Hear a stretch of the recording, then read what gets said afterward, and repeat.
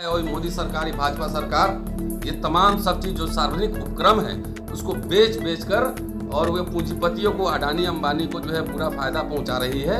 और किसान बिल देख लीजिए, तमाम तरह के घटनाक्रम देख लीजिए, एजुकेशन का प्राइवेटाइजेशन हो रहा है, सब कुछ हो रहा है। तो बेसिकली ये संविधान विरोधी सरकार है।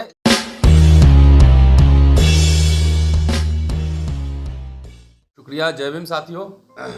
कल मिशन जय भीम की ओर से कॉल है जंतर मंतर पर, और हम लोग संविधान बचाओ संघर्ष समिति की ओर से हैं, और कल के प्रोग्राम का पूरा समर्थन है, और इसी सिलसिले में ये प्रेस कॉन्फ्रेंस हो रहा है। बेसिकली हम लोग लगातार इस सरकार के खिलाफ संघर्ष करते रहे, आज से नहीं, कई वर्षों से लगातार। अगर रोहित वेमुला के समय से देखें तो लगातार हम लोग इनके खिलाफ, क्योंकि ये इनका जो दर्शन है, जो फिलॉसफी है, वो फिलॉसफी बेचू है, बेचेंगे ही बेचेंगे।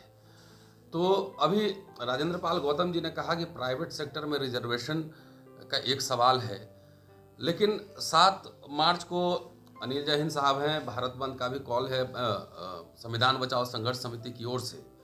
हम ये मान के चलते हैं कि लेटरल एंट्री का सवाल हो, किसानों का सवाल हो, प्राइवेटाइजेशन हो, और तमाम ये जो घटनाएं घट रही हैं, चाहे सीए एनआरसी हो, एक ही दर्शन के विभिन्न पहलू हैं। तो इसलिए लगातार हम लोग किसानों को भी समर्थन कर रहे हैं, और जो ये पूरा निजीकरण हो रहा है, सब कुछ बेचा जा रहा है, तो ये मुहिम अगर आगे बढ़ेगा तो हम लोग इस मूड में हैं कि जो बड़े बड़े उद्योग हैं, जो कंपनियां हैं, उसके राष्ट्रीयकरण का मसला जो है, ये मुद्दा समाज और देश के सामने आए, क्योंकि वो पैसा जो है उनका निजी पैसा नहीं है, समाज का ही पैसा है। और समाज, मेहनतकश किसान मजदूर, ये खून से कमाया हुआ पैसा है। और मोदी सरकार, ये भाजपा सरकार, ये तमाम सब चीज जो सार्वजनिक उपक्रम है उसको बेच कर और वे पूंजीपतियों को, अडानी अंबानी को जो है पूरा फायदा पहुंचा रही है। और किसान बिल देख लीजिए, तमाम तरह के घटनाक्रम देख लीजिए, एजुकेशन का प्राइवेटाइजेशन हो रहा है, सब कुछ हो रहा है। तो बेसिकली ये संविधान विरोधी सरकार है। इसकी आस्था, इसकी मान्यता, इसका कमिटमेंट सरकार के प्रति नहीं है।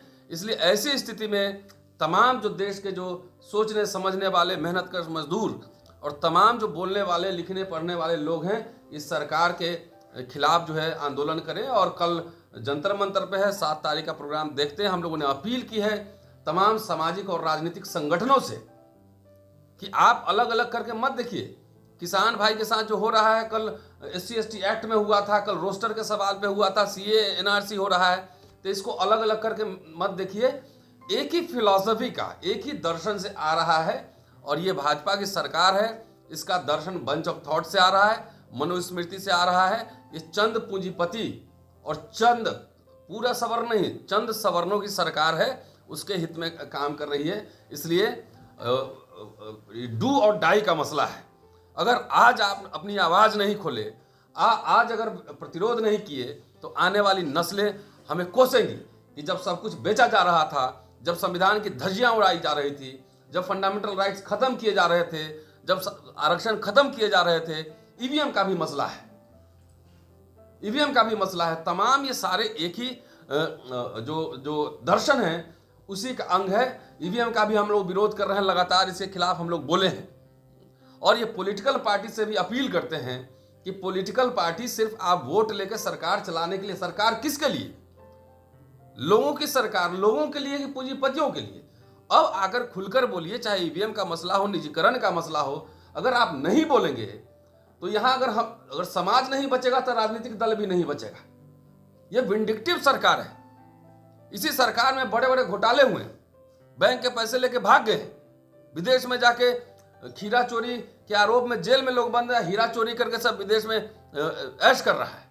तो इसलिए अब समाज को जगना पड़ेगा। और मैं एक लाइन कह के मैं अपनी बात खत्म करता हूं कि लोहिया कहते थे, और डॉक्टर अंबेडकर को पढ़िए। और आजकल नेता लोग सिर्फ ट्वीट कर रहे हैं, तो ट्वीट करिए, बहुत अच्छी बात है, लेकिन ट्वीट करने से लोकशाही नहीं बचेगी, आपको सड़क पे उतरना पड़ेगा। लोहिया कहा करते थे कि जब सड़कें सुनसान हो जाएंगी तो संसद आवारा हो जाएगा। डॉक्टर अंबेडकर बार बार, मैं यूट्यूब चैनल चला रहा हूँ, उसमें बार बार वो एपिसोड्स आ रहे हैं, बार बार कह रहे हैं कि आपको अपनी कुर्बानी देनी होगी, अपने अधिकारों की रक्षा के लिए आपको लड़ना पड़ेगा। बगैर लड़े कोई भी जिंदा, अगर जीवंत समाज है तो लड़ेगा ही लड़ेगा, नहीं लड़ेंगे तो आपके हक हकूक, और आप फिर जो है आज़ादी के पहले वाली जो स्थिति थी, फिर आपको मनुस्मृति और पेशवाई युग में ले जाने की तैयारी हो रही है। इसलिए तमाम साथियों से अपील है कि कल तो कम से कम आए ही जंतर मंतर पे, वहां हम लोग अपनी बात रखेंगे। और इसके अलावा जो 7 तारीख का कॉल है संविधान बचाओ संघर्ष समिति की ओर से, उसकी भी तैयारी की जाए। शुक्रिया।